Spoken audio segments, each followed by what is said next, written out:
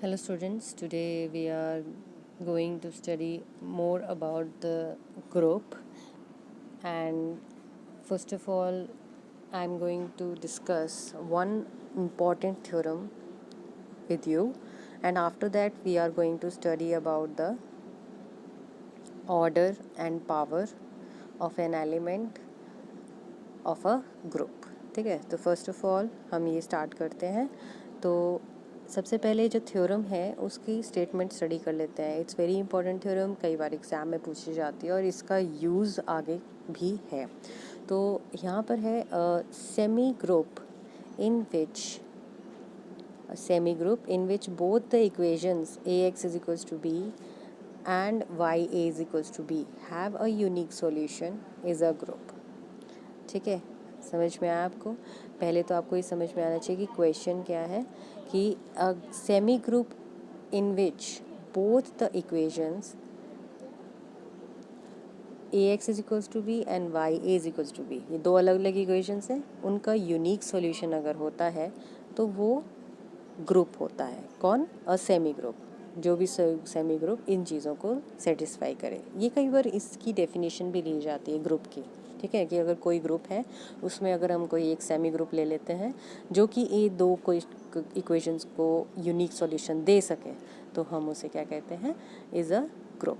या फिर एक और हमारे पास स्टेटमेंट आती है, let G be a set with binary operation which is associative. अगर जी कोई सेट है और एक बाइनरी ऑपरेशन है जो कि एसोसिएटिव है, we assume that for all the elements A and B कोई भी एलिमेंट ले लिया जो जी से ले लिया, अगर वो इस इक्वेशन को ए इक्वेशन होती है तो उसको यूनिक सॉल्यूशन दे सके जो कि जी में ही आता हो, तो then we prove that G is a group. तो सबसे पहले आप लिख लीजिए, let G be a semi group. ठीक है, ये सेमी ग्रुप है under an operation denoted multiplicatively in which both the equation this and this have a unique solution. ठीक है, तो हमें शो क्या करना है? जी एक ग्रुप है।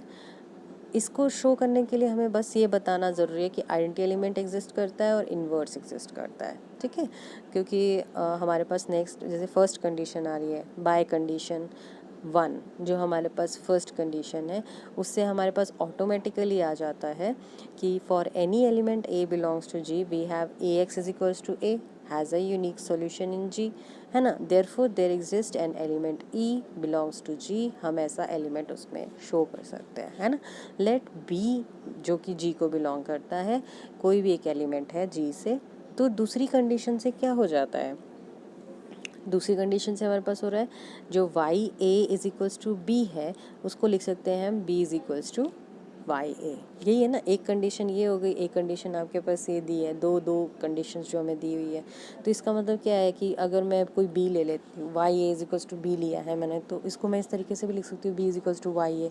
तो नाउ बी ई अगर मैं लिखती हूँ तो बी की जगह पे मैं वाई ए लिख सकती हूँ जो कि मैंने यहाँ से निकाला है ना। तो b e is equals to y a e लिख दिया। अब ए ई क्या होता है? एलिमेंट हमारे पास क्या आ रहा है? ये आइडेंटिटी एलिमेंट, तो Y is equals to A हो गया, which is equals to B हो गया। तो बी ई की वैल्यू क्या आ गई?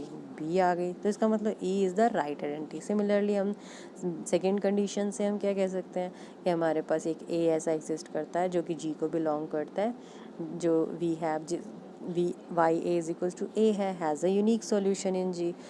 क्यों आया? क्योंकि हमारे पास a x is equals to b का यूनिक सॉल्यूशन है ना। तो a x is equals to b और y is equals to b का यूनिक सॉल्यूशन है। तो हम इसको इस तरीके से लिख सकते हैं। अगर हम इसको इस तरीके से लिख सकते हैं तो इसका मतलब क्या हुआ? There exist an element f belongs to G such that f of a is equals to a होता है, f of b is equals to b होता है, और एफ एक लेफ्ट आइडेंटिटी बन जाएगी क्योंकि लेफ्ट साइड से मल्टीप्लाई हो रही है। तो इसका मतलब क्या हुआ? लेफ्ट एफ ऑफ ई, अगर ई राइट आइडेंटिटी होती है, f of e is equals to e आता है। अगर एफ लेफ्ट आइडेंटिटी होती है, इसका मतलब दोनों चीज़ें बराबर है क्योंकि दोनों की लेफ्ट हैंड साइड बराबर है। ठीक है जी। तो देयरफॉर फॉर सेकंड कंडीशन को बताने के लिए कि इन्वर्स एग्जिस्ट करता है, तो हम क्या करेंगे? लेट ए बिलोंग्स टू जी हो गया। ठीक है, तो बी एनी एलिमेंट, हमने कोई भी एलिमेंट ले दिया, ई उसकी आइडेंटिटी एलिमेंट होगी जो कि जी से बिलोंग करते हैं क्योंकि हमने अभी यहाँ पे प्रूव किया है। तो then by condition 1 and 2, by condition 1 and 2 हमारे पास क्या आ जाएगा? हमने क्या किया?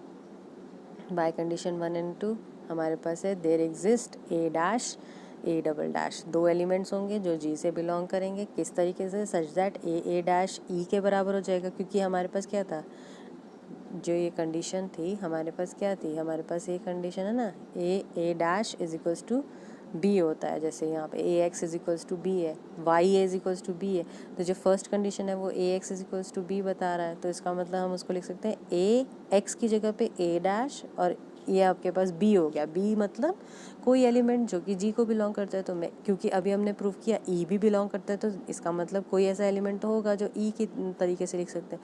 और ए डबल डैश हम दूसरा एलिमेंट लिख सकते हैं जिसको ए कहते हैं, तो इसका मतलब ए डैश हमें अब ये शो करना है कि ए डैश और ए डबल डैश दोनों बराबर है, क्योंकि हमें बताना है कि ये इसके इन्वर्सेस हैं। तो अगर इन्वर्सेस के लिए हम क्या करेंगे, ए डैश हमने लिख लिया। ये हमारे पास कैसे आया, कौन सी कंडीशन से आया, जिसमें हमारे पास y A is equals to b है। ये कौन सी कंडीशन से आया, जो हमारे पास a x is equals to b है ना, तो तभी हम लिख सकते हैं। और ये दोनों एलिमेंट्स ए डैश हमने बी लिख दिया, तो एक्स आपके पास सॉल्यूशन, क्योंकि यूनिक सॉल्यूशन है तो इस ऑटोमेटिकली होगा। तो इसका मतलब क्या हो गया, ए डैश को हम इस तरीके से लिख सकते हैं, और हमारे पास आ गया a dash. Thus inverse of each element in G exist and it is a unique, ठीक है, hence G is a group, ठीक है जी। If in semi group G only one of the equation has a solution then G may not be a group. ये बात आपको ध्यान में रखनी है, क्योंकि इसके बाद कई क्वेश्चंस आएंगे जिसमें ये कंडीशंस यूज़ हो सकती है।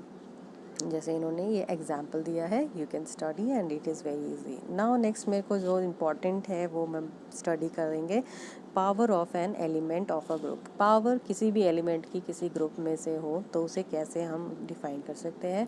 Let G be a group under the composition of multiplication. हम जी एक ग्रुप लेते हैं जो कि कॉम्पोजिशन मल्टीप्लिकेशन के ले रहा है, मल्टीप्लिकेशन से ले रहा है, प्लस भी हो सकता है, डिवाइड मल्टीप्लाई कुछ भी हो सकता है, हमने मल्टीप्लाई लेके लिया है। If A belongs to G B any element then by closure property क्या होता है, अगर ए कोई भी जी एलिमेंट है को बिलोंग करता है और जी एक ग्रुप है, और वो भी किसके साथ, मल्टीप्लिकेशन के साथ, तो ए को हम एक बार मल्टीप्लाई करें चाहे 2 बार 3 बार 4 बार, सब किससे आएंगे, जी से ही आएंगे, क्योंकि ए एलिमेंट भी जी को बिलोंग करता है। जी एक मल्टीप्लिकेशन ग्रुप है, मल्टीप्लिकेशन से होता है, इसीलिए तीनों सब मल्टीप्लाई करेंगे। ए 3 बार मल्टीप्लाई किया 4 बार, सब जी से ही आएंगे by the property of closure property, क्योंकि क्लोजर प्रॉपर्टी तो सेटिस्फाई करेगा। अगर मल्टीप्लिकेशन के साथ आ रहा है, ग्रुप बन रहा है, तो मल्टीप्लिकेशन की क्लोजर प्रॉपर्टी सेटिस्फाई करेगा। इसी तरीके से हम करते गए, तो हम इन्वर्स ले लो तो भी उसको बिलोंग करेगा। क्यों? क्योंकि अगर ए एलिमेंट जी को बिलोंग करता है तो उसका इन्वर्स भी जी को बिलोंग करेगा, है ना, जी को बिलोंग करेगा। अगर जी को बिलोंग क्यों करेगा, क्योंकि जी एक ग्रुप है, ग्रुप में इन्वर्स प्रॉपर्टी सेटिस्फाई होती है हर एक एलिमेंट की। उसी तरीके से यहाँ पे भी ए इन्वर्स, उसको एक बार मल्टीप्लाई करो, 3 बार करो, 5 बार करो, जितने मर्जी बार करो, तो आपके पास क्या आएगा, वो जी को ही बिलोंग करेगा, बिकॉज क्लोजर प्रॉपर्टी सेटिस्फाई होती है, ठीक है। तो देयरफॉर अब मैं ए को ए इन्वर्स से मल्टीप्लाई करूँ तो हमारे पास क्या होगा, ई आएगा ना, आइडेंटिटी एलिमेंट, तो इसका मतलब ए की पावर 0 हो गई, which is E. A rest पर एन आ गया ना। उसी तरीके से ए रेस्ट पर माइनस एन लिखा है, उसको मैं इस तरीके से लिख सकती हूँ, -1 की पावर एन। तो मैं कितने बार मल्टीप्लाई कर रही हूँ, एन टाइम्स मल्टीप्लाई कर रही हूँ। एन कहाँ से बिलोंग करता है, नेचुरल नंबर से करता है। तो इसका मतलब क्या हुआ, हम लिख सकते हैं a n belongs to G for all n belongs to integers को बिलोंग करे तो भी हमारे पास ये था। अगर ये तो कंडीशन किसकी आई, मल्टीप्लिकेशन की हुई, ठीक है जी। अगर मैं प्लस के साथ करती हूँ तो ए को 2 बार ऐड कर लो तो 2a आ जाएगा, a is operated 2 times, n times add करो तो एन टाइम्स ए हो जाएगा। तो 0 से ज़ीरो एक इंटीजर है, तो 0 लेफ्ट हैंड साइड से मल्टीप्लाई करो, और राइट हैंड साइड में भी आपके पास जो 0 है वो एलिमेंट किसका आ रहा है, ग्रुप का आ रहा है, इसलिए कैपिटल ओ लिखा गया है, और 0 एक इंटीजर है, इसलिए यहाँ पे स्मॉल में 0 लिखा है। इस तरीके से माइनस के साथ अगर करते हैं तो हमारे पास भी इस तरीके से माइनस में आ जाता है, -n है तो इसको इस तरीके से लिख सकते हैं। तो n टाइम्स ए भी किसको बिलोंग करेगा, जी को बिलोंग करेगा। अब हमारे पास बहुत इंपॉर्टेंट कंडीशंस हैं जो इसकी है, इंडिसेस, लॉज ऑफ इंडिसेस कहा जाता है इसे। तो हम क्या रहेगी, for all a belongs to G, for all m n belongs to capital I, we have to prove by the method of mathematical induction. क्या रहेगा, a raise to power m a raise to power n. ये simple addition, हमें पता है कि properties of indices क्या होता है, तो इसीलिए लॉज ऑफ इंडिसेस हमने ग्रुप में भी लिखा है। नेक्स्ट है हमारे पास very important, order of an element. किसी भी एलिमेंट का ऑर्डर क्या हो सकता है? Definition, let a be an element of a group if there exist a positive integer n such that a raised to power n is equals to e, then a is said to be have a finite order, and the smallest such positive integer n with this property such that a raised to power n is equals to e is called order of a, जिसको हम लिखते हैं mathematically order ए। इसकी notation है order मतलब capital ओ ए के साथ। ठीक है, बात समझ में आ गई? इसमें क्या कह रहा है ये? इसमें ये कह रहा है कि जो भी एलिमेंट अगर जी को बिलोंग करता है और उसका ऑर्डर फाइंड आउट करना है, तो इसका मतलब वो क्या होगा कि ए की वो स्मॉलेस्ट पावर होगी जिसको हम उसको रेज़ करें। अगर मल्टीप्लिकेशन है तो उसको कितने बार हम मल्टीप्लाई करें, या मिनिमम एलिमेंट स्मॉलेस्ट एलिमेंट होना चाहिए, पॉजिटिव इंटीजर होना चाहिए एन, कि कितने बार हम करें उसकी पावर रेज जिससे कि वो आइडेंटिटी बन जाए।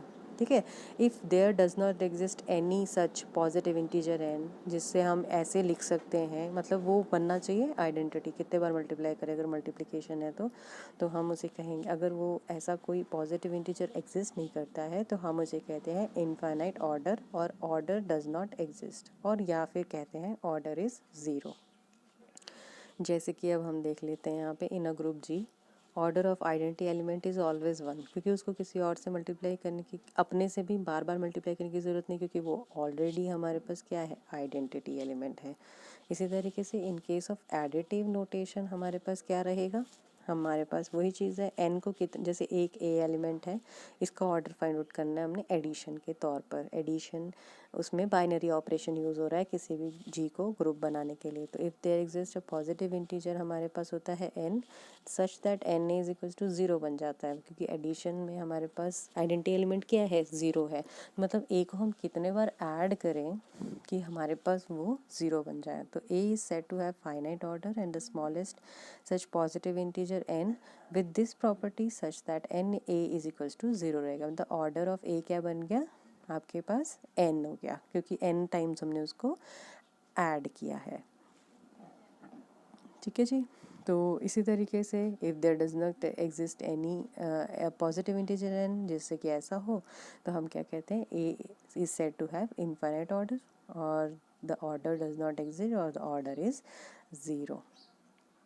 ठीक है जी, तो हमारे पास नेक्स्ट है जैसे एग्जाम्पल दिया गया है यहाँ पे, give an example of infinite order है किसी एलिमेंट की। ठीक है जी, तो हमारे पास जी अगर कोई एलिमेंट है जो कि जेड हम लिख रहे हैं, जो कि जेड कहाँ से आ रहा है, कॉम्प्लेक्स नंबर से आ रहा है, तो Z raise to power N हमारे पास वन आ रहा है किसी पॉजिटिव इंटीजर के लिए। तो जी हमारे पास आ रहा है union of all N, nth root of unity हो गया, where N belongs to the set of natural numbers.